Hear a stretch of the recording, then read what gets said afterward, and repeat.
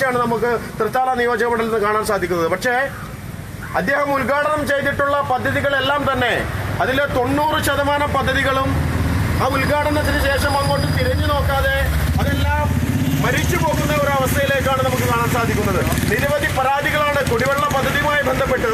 തൃത്താല പാലക്കാട് ജില്ലയിലെ ഏറ്റവും കൂടുതൽ കുടിവെള്ളത്തിന് വേണ്ടിയിട്ട് ആശ്രയിക്കേണ്ടി വരുന്ന ഒരു നിയോജക മണ്ഡലമായിട്ട് മാറാൻ വേണ്ടി പോവുകയാണ്.